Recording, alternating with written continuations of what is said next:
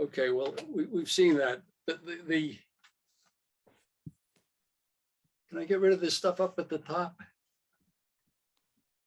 Don't worry about that.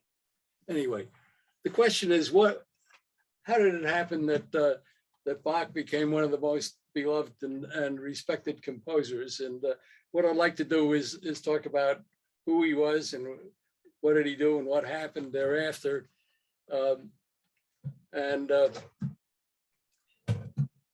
I just need to say that I was kind of asked to be on the board. It was more of a demand than a request, because you know, when the CEO of a company says we have this opportunity, we think you'd really enjoy.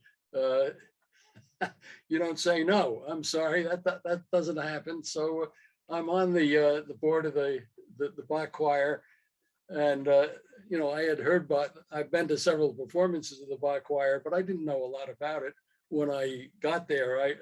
The first thing I did was read the history of the Bach choir, which was interesting. But I got to thinking after several years, it would be nice to know a little bit more about who Bach was and what he did. So I took that as a project, and I've spent many hours reading several biographies and other explanations. So anyway, let me go on. What I'd like to do is give a brief biography of Bach, and then an overview of his work and a summary of what happened after he died. I do have one little Bach organ piece that I'm going to play at the end, I hope. So let me proceed. Bach was born on March 21st, 1685 in Eisenach, which is in the Thuringen areas of what we now call Germany. Of course, in those days, there was no Germany. It was a series of principalities and independent cities, and it all kind of fell under the title of the Holy Roman Empire, which my history professor claimed was neither holy, nor was it Roman, nor was it an empire, because the emperor had absolutely no authority to do anything. But anyway, he was the emperor of the Holy Roman Empire, and you probably wouldn't know who he was anyway. Bach's parents, his father was Johann Ambrosius Bach, and his mother was Elisabetta. He was the youngest of 8 children. And it's interesting, the reason that we call him Johann Sebastian Bach is because most of the men in the Bach family were named Johann. Now, don't ask me why that was, but that I saw a statistic that it was over 80% of the men in that family were called Johann now. So the middle name is very important. And in this case, Johann Sebastian Bach, the Sebastian was the name of his godfather. So that's how he got that name. It wasn't a family name. And as he was growing up, he attended the Lattenschule in Eisenach. And unfortunately, his mother died in 1694 when he was 9 years old. And his father remarried thereafter. And his stepmother died in 1695. And shortly thereafter, his father died. So at age 10, he was an orphan. So he had to move to where his older brother, Johann Christoph Bach, there's a Johann again, and Johann Christoph Bach was an organist who made money on the side by repairing organs. Now, organs were very common in churches in those days because it was possible for the organist to provide enough music for the whole church. You didn't need an orchestra if you had an organist. And it was a way that a church could have music during their service and not have to worry about having a whole bunch of musicians to get there. The problem was you needed somebody to to run the bellows that supplied the air for the organ. There may have been cases where the organist himself could do that, but that was generally not such a great idea. So because the organist was pretty busy making the music, and keeping the air going was not that easy. The other thing about organs is, in those days, and even now, they are a bit of a mechanical nightmare. So one of the things that Johann Christoph Bach had figured out was how to repair organs. So he made a lot of money traveling around to different churches in the vicinity repairing organs. And he would always give a little concert after he got the organ repaired, just to show that it was repaired and was working well. And Johann Sebastian Bach, helped out and learned how to do that as well. So there was a school in Ohrdruf where he lived. In Germany, the gymnasium is a secondary school. It's like a high school or a junior college kind of thing. And Johann Sebastian attended the gymnasium in Ohrdruf. In 1700, he moved to Lunenburg and sang in the choir there as a tenor. And the reason was that at that point he was 15 years old, and he figured it was time for him to go get out on his own and support himself. And that was the way he could make some money. And he also did some organ repairs as he got that opportunity. And later on, he traveled to Hamburg to hear Johann Otto Rankin, a famous organist there, and because he was very much involved with organs, he really was trying to learn the skills and the ability to deal with organs and write music for it. The earliest manuscript with his music was found after he died in the house of Georg Böhm in Lüneburg, where he lived. So that was he was getting started. There were stories about how he would sneak into his brother's files and get music out and copy it for his own purposes, because he was trying to learn about how you wrote music and deal with it. So he started quite early. All the Bach family were musicians, so that was a tradition. And if you talked about a Bach, doing something, it was always his music that was of interest. After a couple of years in where he'd been previously moved to Weimar in 1703, and he got a job as a court violinist. And in 1707, he moved from there, from Weimar to Mühlhausen as a church organist. And at that point, he was 22 years old, and he married Maria Barbara Bach, who was a distant cousin living in Weimar. No, I'm sorry, she was in Mühlhausen. He returned to Weimar in 1708 as a court organist for Duke Wilhelm Ernst. Bach he really loved to be part of the royal court, and I think as a musician, he found that being as a court musician, he could get paid and paid well, and they didn't have to worry about all the business of asking a church to pay him for a concert or something like that. It was just much easier to support himself. So going to Weimar as a court organist for the Duke in this case was something that really looked like a step up. And in 1713, he was promoted to Concertmeister at the Weimar court, which was a really nice promotion.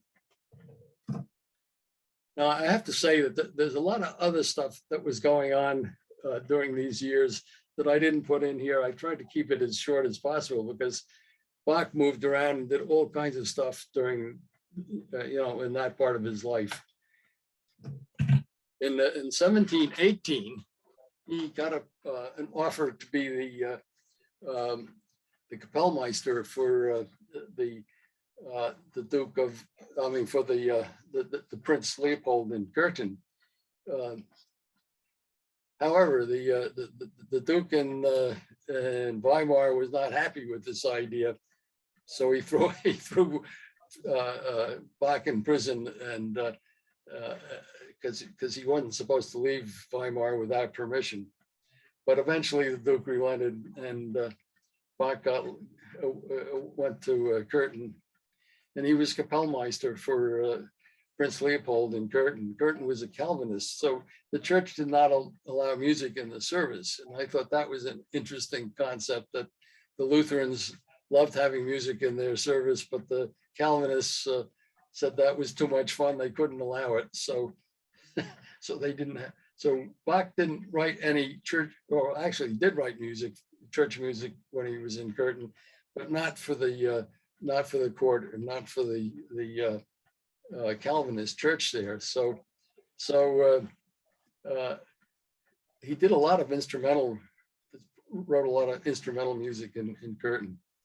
His wife, Maria Barber, died in 1720 because Bach was, he had gone away with the Prince Leopold, to a spa. The royalty in those days liked to take a couple of months off every year and go to a spa and relax with all their friends, and it was a pretty nice life. But he insisted that his court can't come with him. So Bach was at the spa, which was at least several days away from Curtin, and his wife was dead when he got home 2 months later, which was a shock, I'm sure.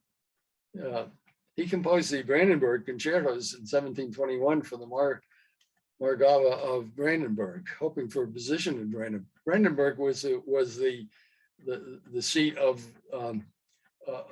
Prussia. And Berlin was, of course, was a big, the city, but Brandenburg is right adjacent to Berlin, and the royalty would move from Brandenburg into Berlin to go to the Reichstag, where the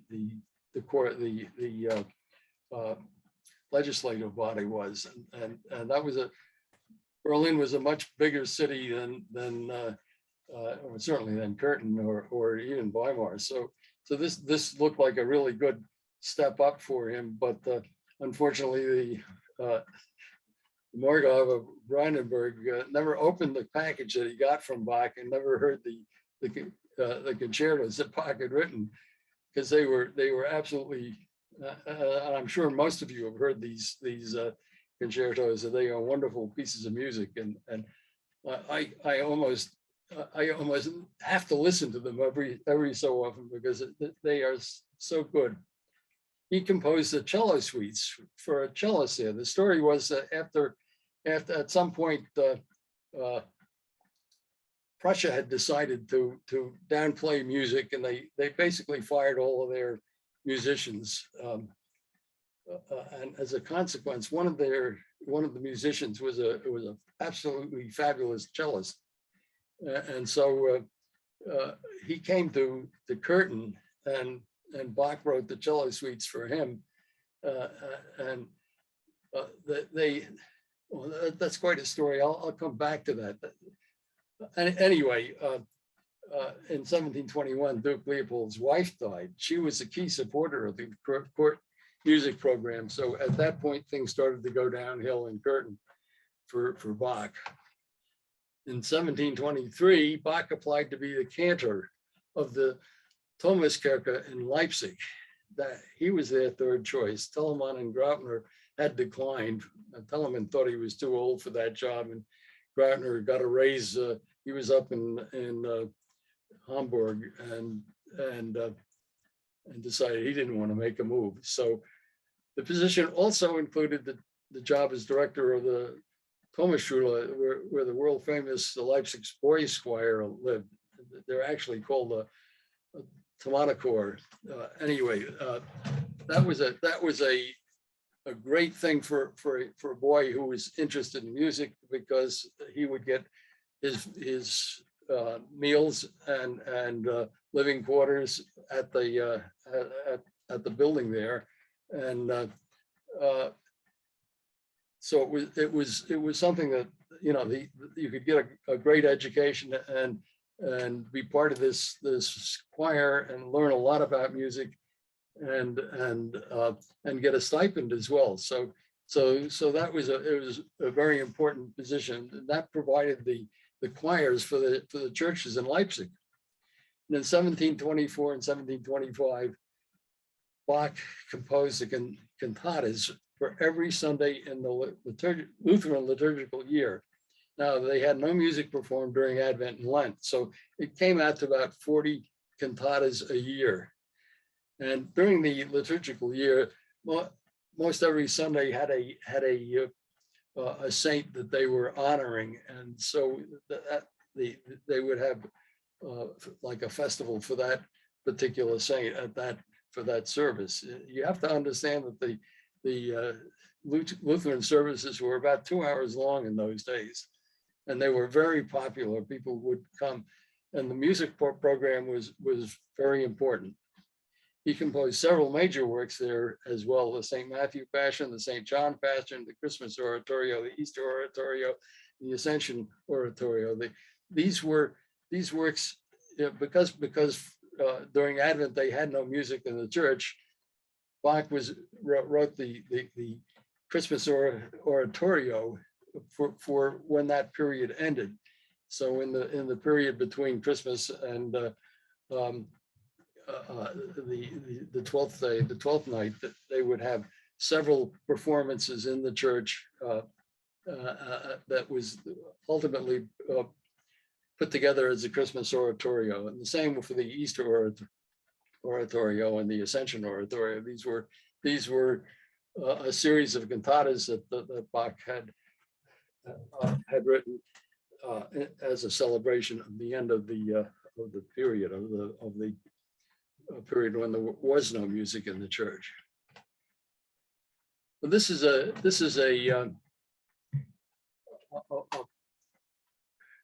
chart that I took out of the book, John Eliot Gardner's book on Bach, which is just a great book if you want to read a biography. Basically what it shows is the year, the Sundays in the year, and it shows the places during that time when the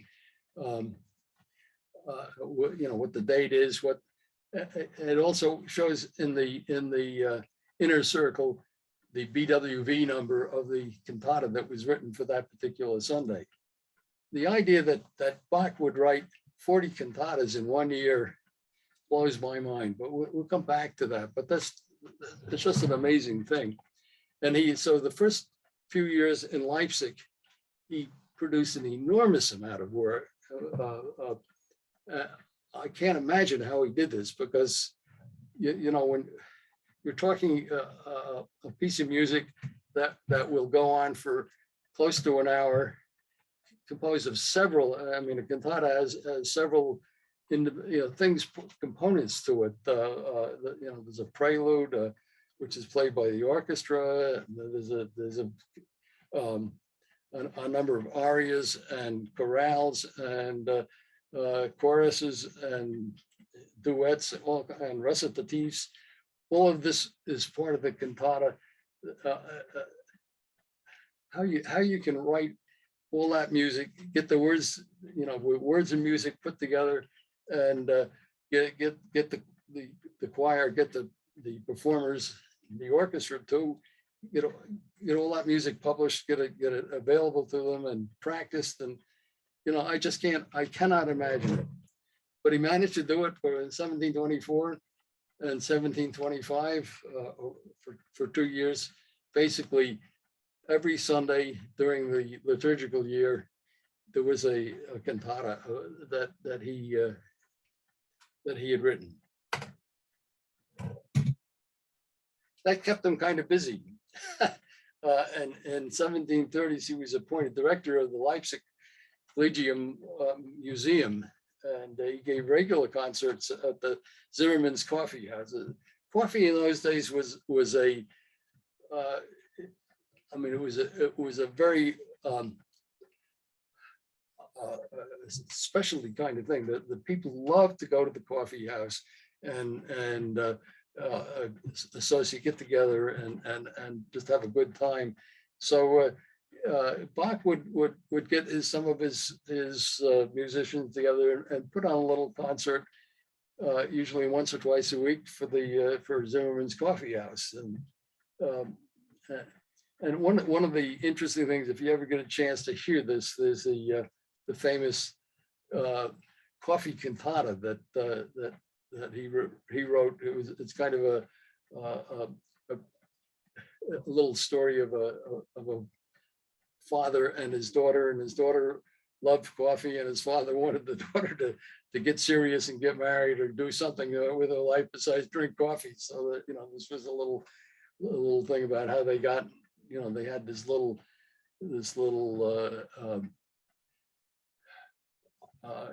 debate that went on between them. So there were arias, and the daughter would sing an aria, and the father would sing an aria, and there'd be a chorus, and the choir would come in and comment on all of this. The first,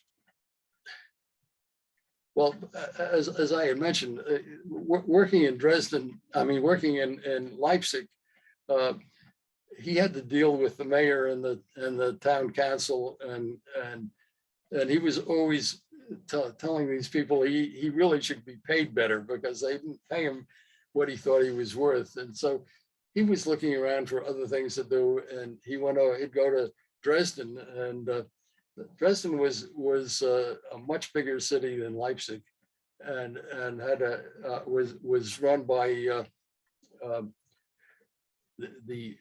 well, you have to understand that the term elector means that individual votes as to who the head of the emperor of the Holy Roman Empire is, and so that's a really high position. And the guy who was there during Bach's time in the 1730s was Augustus II, who ultimately ended up as King of Poland. Now, Dresden was a Roman Catholic. Apparently, in that time, the decision as to which denomination of Christianity would be present was determined by the heads of the city or the town or the region, and because of the connection to Poland, Dresden was Roman Catholic. So what Bach did was he decided he would write a mass, and the first version of the B minor mass was composed for Augustus to show him that Bach could write music for the Roman Catholic Church. And so in other words, it's in Latin, which Bach, of course, knew. He had studied Latin in school, and he was very familiar with the Latin Mass. And this was about 1736, and he later expanded the Mass and tried to perfect it to the form that we now use.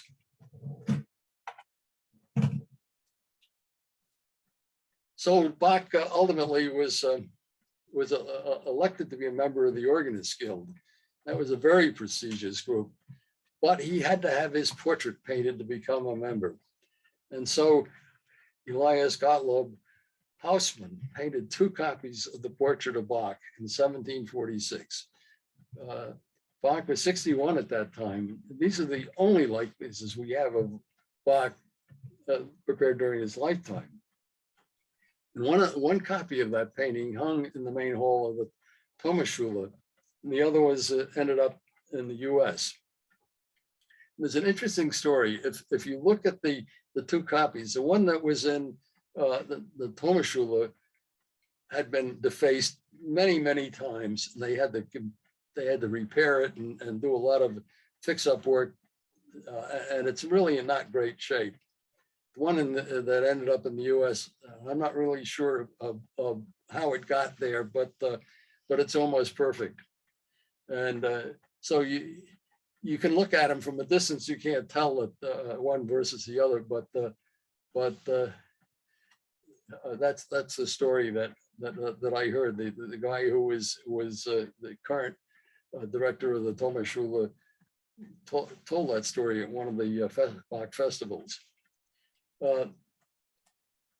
You will, in looking at this painting, you'll notice that Bach has in his hand a piece of music which people have spent a lot of time worrying about, and the conclusion is it's a canon triplex with 6 voices in the back. That was from the back of his book on called the Goldberg Variations. And there's the picture. I'm sure you've seen that picture, and a lot of people have studied the music in his hand and try and figure out what that is and why it's there. Anyway, that's quite a story in and of itself. But I'm sure you've seen this picture. It's everywhere, and people have taken it, redrawn it, and you'll see it many times. Bach finished his revisions on the B minor Mass in 1746. I don't think he ever heard his that performed. It was it kind of languished for many years. Bach had an unsuccessful operation on his eyes. He had a problem with his eyelids, and he was going blind. So it turned out that the surgeon who did the operation was the same one who had operated on Georg Friedrich Handel. So the operation was not successful, and Bach's sight had really failed. But he died of a stroke in 1750. He was age 65, which was a very long life in those days. And part of the reason that he was so prolific and he managed to write so much music is he lived quite a while. So that's part of that explanation. But that's not a really good story, because he was an absolutely incredible musician, a composer. He could put these things together. And there's a story about him going up to repair the organ in Brandenburg, and the prince up there was a flautist, and he was hanging out with Bach, and after the organ repair, he asked Bach to play some variation. So he did the variations just on the spot, composed it on the spot. And the prince was so impressed. He said, "Do it again, do something different." So he did a second one. It was he was called, at that point, he was called Der Alte Bach. And the reason for that was not that he was old, but that his son was there as the Kapellmeister. So that was a way of discriminating or being able to tell the difference between the old Bach and the Kapellmeister. Anyway, that's the story. After 1750, Bach's works were seldom performed. In those days, music wasn't published and distributed very much. It was the stuff that Bach had done was in Leipzig, and he had two sons. Carl Philipp Emanuel Bach was a Kapellmeister in Brandenburg. He was a composer himself, and I've actually sung one of his works. Wilhelm Friedemann Bach was a composer of note. He was in the cantor of Dresden. Mozart mentioned Bach as a composer who could teach us a lot. I suspect that what that was all about was that Mozart was using one of Bach's books it's called the Well-Tempered Clavier to learn how the keyboard music. The Moravian Church in Bethlehem, Pennsylvania performed a Bach piece around 1802. We know that from the records, which was kind of surprising. I don't know how they got a hold of it, but of course the Moravian Church always had music as part of their services, and they have been an exponent of music during the church service from the very beginning. The guy who created the Moravian Church, Johann Hus, in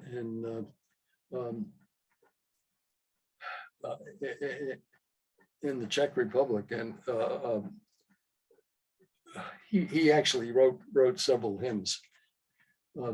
Most of Bach's papers were sold at auction to raise money for the family. So there wasn't an effort for many years to put that work together, and it kind of kicked around in different places, and some of it has been lost. However, Felix Mendelssohn performed, actually, he was in Leipzig, and he became familiar with Bach, and he was so impressed that he managed to get a hold of the St. Matthew Passion and perform it. I think that was in Hamburg in 1828. So that was almost 80 years after Bach died. And that was kind of kicked off a revival of Bach's music. And Mendelssohn got together with Franz Liszt and several other musicians in that period of time to try and organize and make Bach's works more readily available. They created this BWV, which you will see that associated with all of Bach's works.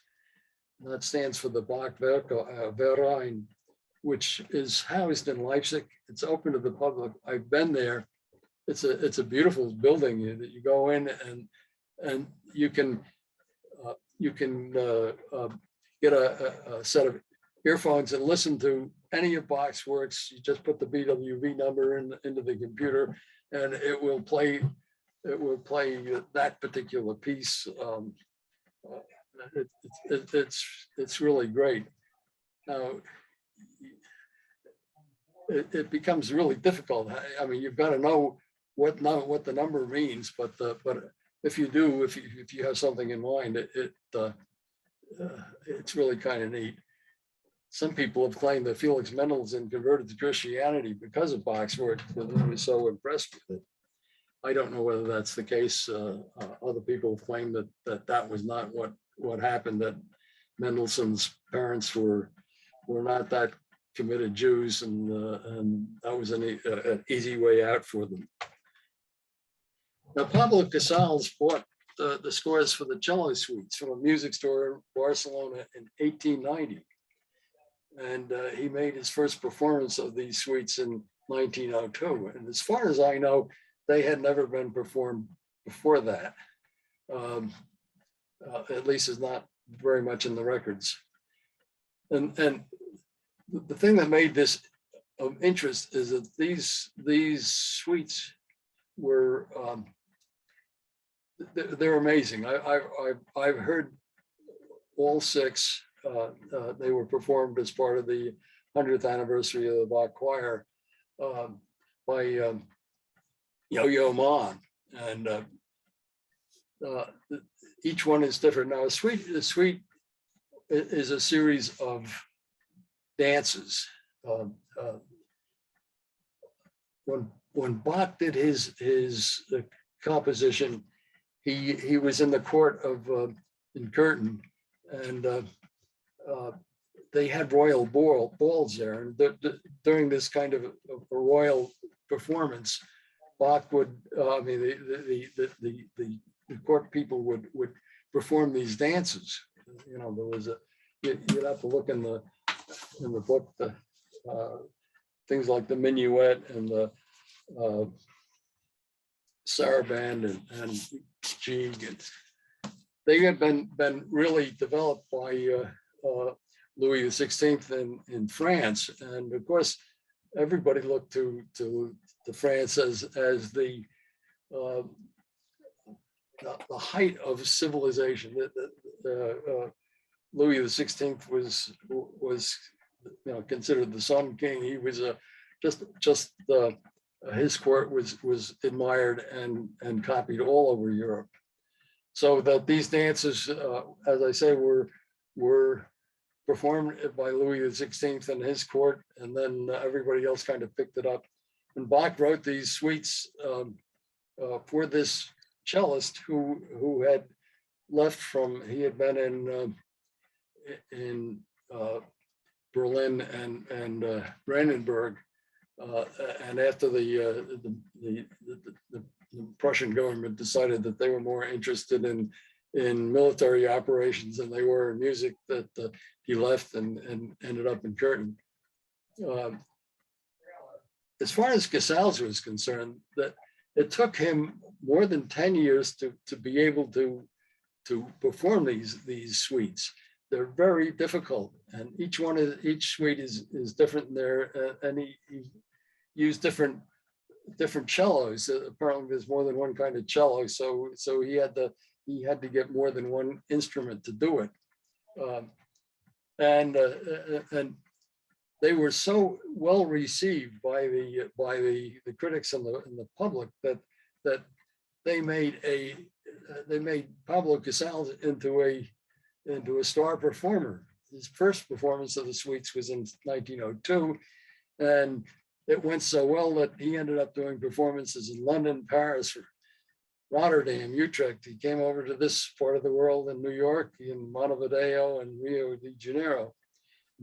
They became his signature performance. They are very difficult, and the finest cellists in the world love to learn how to learn them and get them and put on performances. Yo-Yo Ma has been able to do that, and he is considered one of the world's leading cellists, not the world's leading cellist. Albert Schweitzer performed Bach's organ pieces to raise money for his philanthropic work in Africa. He traveled all over the world giving performances, and subsequently Glenn Gould, Yitzhak Perlman, Pinchas Zuckerman, Daniel Barenboim, Yo-Yo Ma, Walt Disney, Isaac Stern, all featured Bach's music in their performance repertoire. The Bach Choir of Bethlehem was formed in 1898 with J. Fred Woolley as the conductor. J. Fred had gone to Munich and heard some Bach music at that time. He performed, he brought it back, and after a lot of false starts, managed to get the first performance of the B minor Mass in Bethlehem, Pennsylvania in 1900. Now, I'll give you a call. Thank you. Try and give an overview of Bach's work. He wrote 200 cantatas, 8 motets. Now, a motet is a cappella short work for the choir. 10 major works, including the 3 oratorios, the 2 passions, 4 masses, and the Magnificat, and secular works consisting of 9 cantatas. This is the choral works that he did.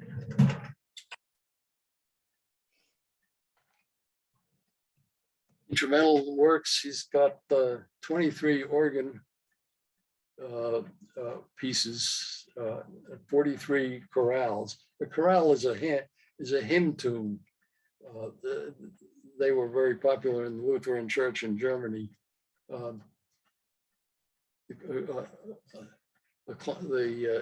clavier works. A clavier is a keyboard. So this would be things like harpsichords or organs or any instrument that operates off a keyboard. The Brandenburg Concertos, which I previously mentioned, there were 6 of those that were sent to the Margrave of Brandenburg. He never opened the package. It was opened many, many years later, and people were just blown away by these concertos. They were absolutely gorgeous. The harpsichord concertos, there's 12 of those. The harpsichord was the it was like a piano for us, but it doesn't have the tone of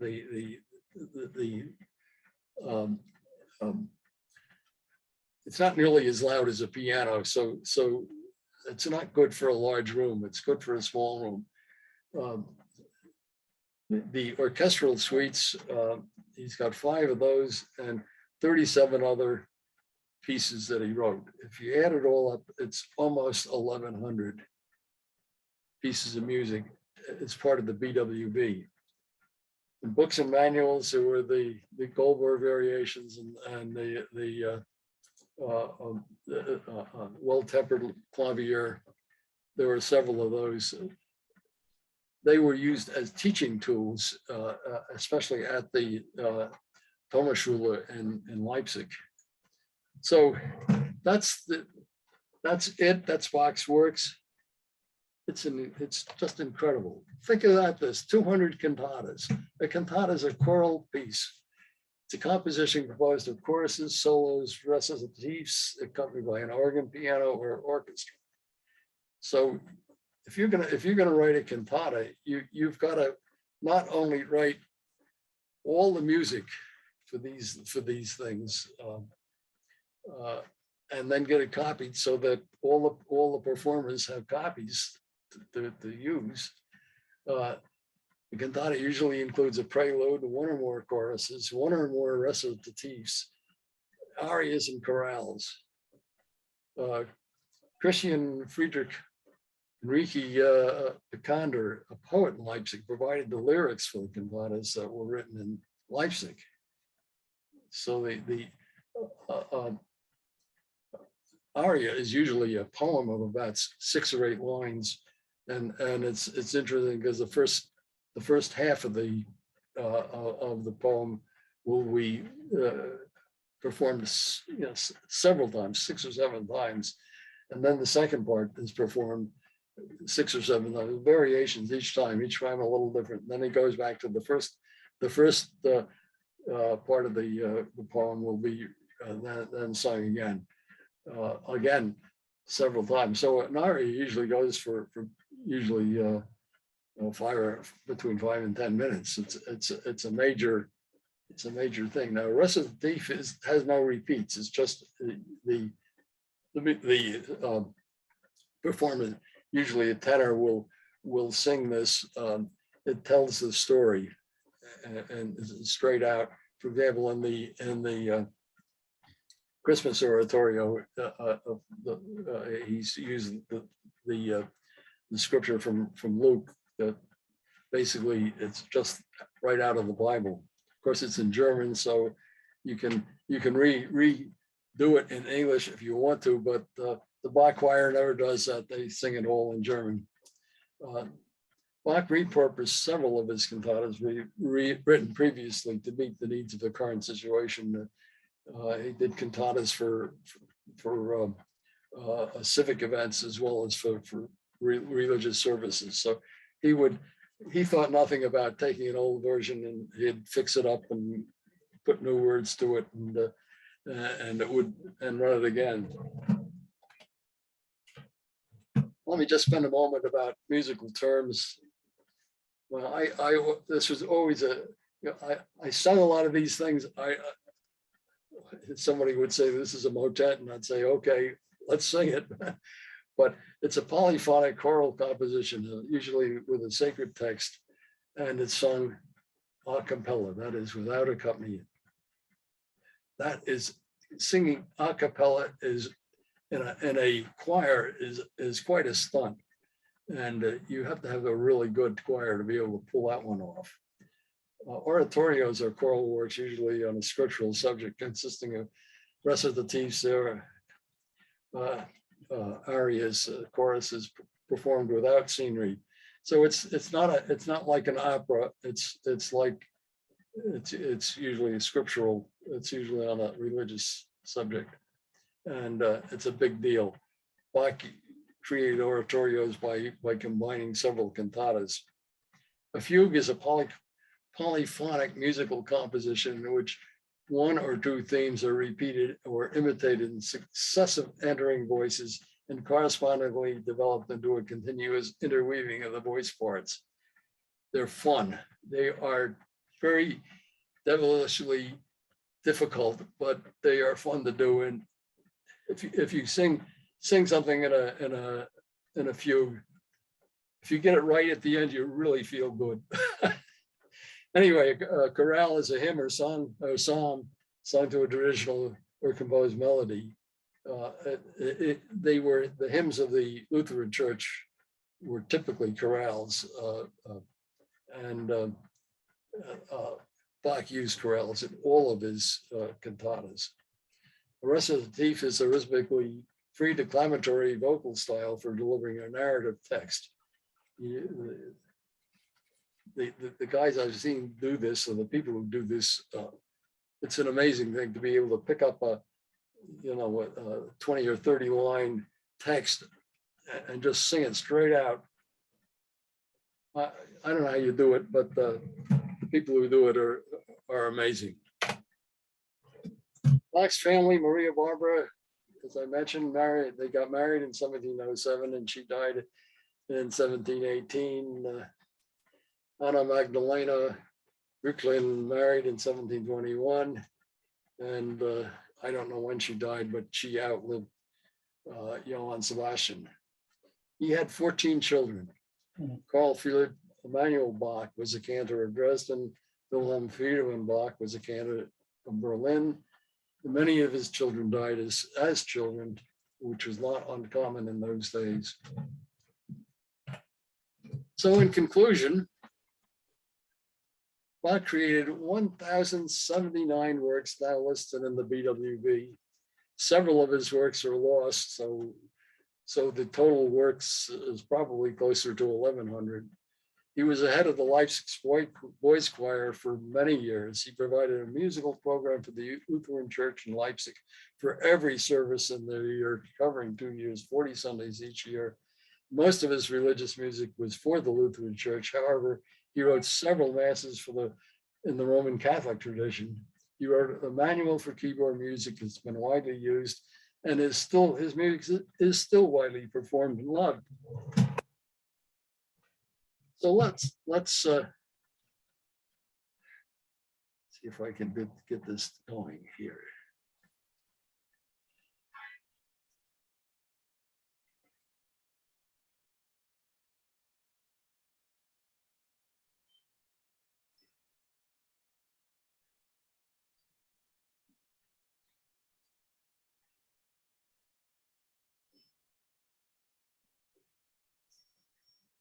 Nice beat.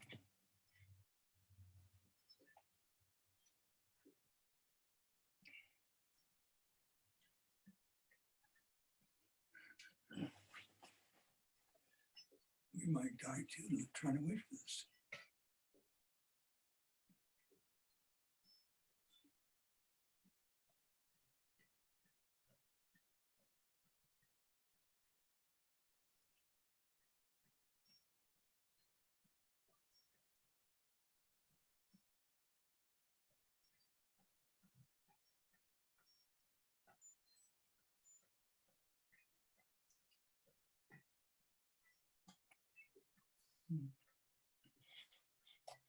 We are not hearing this. Yeah, I was going to say there's no sound.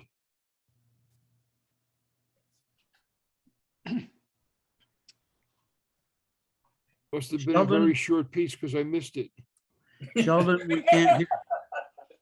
I'm sorry. I don't know what to do about that.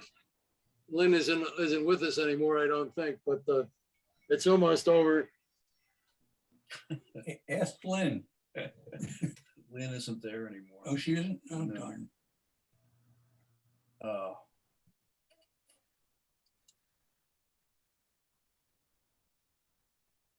I have a couple Bach LPs out there. Oh, okay. Can you dance to 'em? No. There.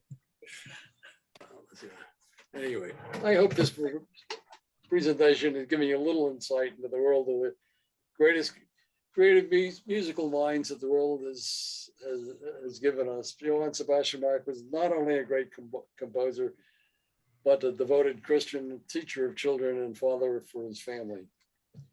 Thank you. If you have any questions, I can try to answer them as best I can.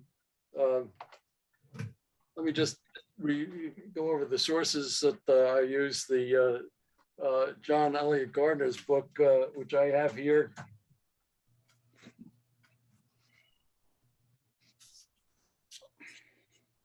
Is a great resource, and it gives a very good story about Bach with a lot of background information. Eric Siblin's The Cello Suite, that's an interesting story. Eric Siblin was a music critic in Canada, and his main interest was modern music, country western, that kind of stuff. He got bored with that and went across the street to a church where there was a performance of the Cello Suites, and he was blown away. And he wrote the book, The Cello Suites. I highly recommend it. It's got a lot of interesting stuff in it, and it's a good read.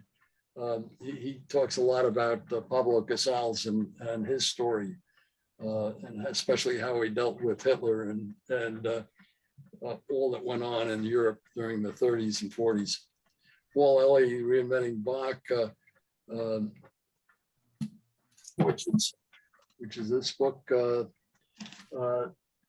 It's a story about, it's kind of interesting because in Bach's time, as I say, the organ was powered by people operating a bellows to provide the air for it.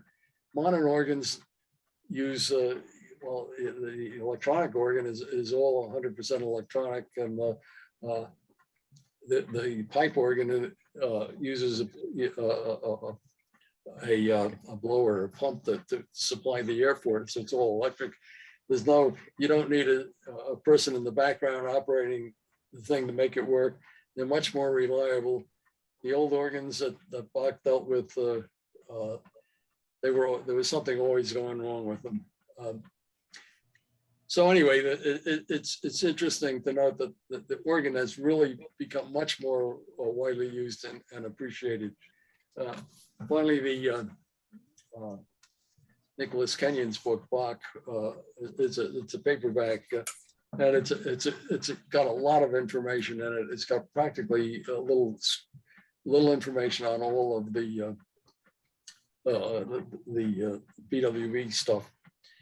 And finally, the Bach Choir Festival programs. I picked out the 203rd Festival program, but there are one every year, and they have a lot of information, a lot of good stories. And Professor Michael Marison, for example, gave a lecture at the 103rd Bach Festival. Anyway, okay, question. I did want to offer something. There have been through the years some attempts to have animals become very musical. You may have heard the rendition of Jingle Bells by a bunch of dogs. Woof, woof, woof, woof, woof, woof, woof, woof, woof, woof, woof, woof.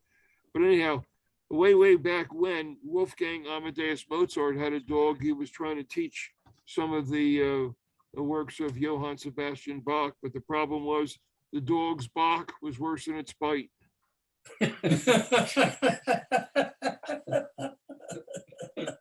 Goodbye. Whoa. Good one, Wayne. Goodbye. Kelvin, Yeah, I have a question. How many Bach cantatas or yearly festivals up in Bethlehem did you sing with Conrad? Well, I never sang with the Bach choir. I was asked to join the board because I sang in the church choir, the first Presbyterian church in Allentown. Allentown and Bethlehem are close, but I never figured I had time to. I mean, singing in the Bach choir was a major commitment, and you know, I was doing enough stuff. I had a full-time job and a lot of other things going on, so I never did that. I was glad to be part of the Bach choir board and help them over the years, but I never did sing with the choir. So I have the choirs that I have sung with, several of them have done Bach pieces. I mean, I think everybody's has done the Jesu Joy of Man's Desiring. That's a very common one. The Sheep Will Safely Graze is another one. There are several other very popular Bach pieces that are out there that are not as challenging as most of his cantatas and other choral works. So the bottom line is I haven't actually sang with the choir. I have Greg Funfeld did come and conduct a program of choral music in Allentown with church choirs from all over the Lehigh Valley. So I sang with him on that. Okay, thank you. Hi, Sheldon, it's Conrad. This is really exciting presentation. Thank you so much for such digging deep and sharing your experiences over the years as well, and as a church musician, choral organist, kind of, it's just he's the main foundation. Bach laid a foundation for which everything seems to have grown from there, especially in the church worlds. But yeah, this very exciting presentation. I wish you had another hour. You could go further, and but thank you again for the energy that you pushed into this thing. I remember I took a Bach course myself from, I don't know if you were at First Pres back in Allentown at the time when Alan Burney was music director there, and remember doing a number of things with him. He would bring his harpsichord into the chancel once in a while. I remember doing the Bach Magnificat, there kind of thing. And I took a course from him one time. So this was just so exciting to see this go to another level and, refresh some sort of lost remembrances there. Thank you, Sheldon. Hi, I'm glad you mentioned Alan Burney. I met Alan Burney when I was singing in the choir in New Haven, and Alan was part of the First Church of New Haven, the Center Church on the Green. The guy who ran that was a professor at Yale, and Alan was one of his students. So he came and performed several times while we were part of that choir. So I unfortunately, when I got to Allentown, I never got a chance to join the choir before he left. We had thought about that and wanted to do it, but unfortunately, it just didn't work out. I had other commitments, and I couldn't sing in the choir for the first several years I was in Allentown. Oh, great small world story. Thanks. But that harpsichord he carried around, he had that in New Haven, and we always marveled at how he put that on his back and traipse around.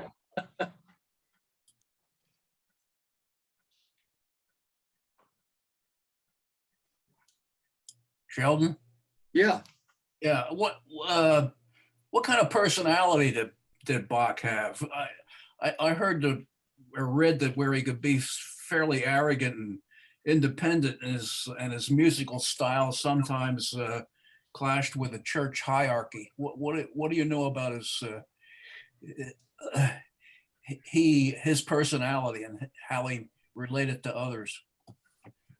Well, I'm sure that is true, that he could be rather domineering, and it got so bad in Weimar, he got into a fight with a bassoonist, and he almost ended up in prison as a result of that, because they were not getting along, and the bassoonist apparently had a very strong personality, and and it just, thank God it didn't come to blows, but I don't know. Bach almost ended up in prison as a result of that. Anyway, he did fight with the town people in Leipzig, and complained a lot about he wanted to get paid more. I mean, with all those kids and stuff that he was doing, he probably did deserve to get more. But the town, they had to worry about taxes and all the rest of it. So it was not an easy situation for him. And he was very, he must have, I mean, I don't know as a practical matter whether he was really hard to get along with, or whether he was very opinionated. He really knew what he wanted, and if you didn't agree with him, that was not a good thing. He wanted to do his thing, and he knew his music. He knew what he was trying to accomplish with his music, and I have to believe to run a school and teach a whole bunch of kids. He was doing that every day, and anyway, it was not an easy proposition. He must have been a really dominating kind of person, and if you didn't get along with that kind of person, you were in trouble. Thank you.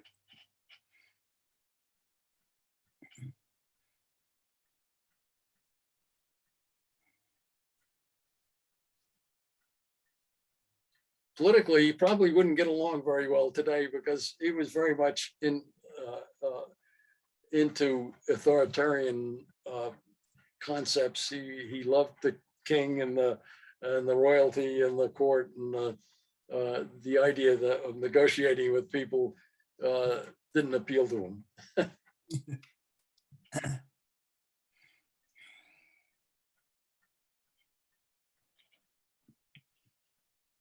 No more questions? Okay, thank you very much, Sheldon. Thank you.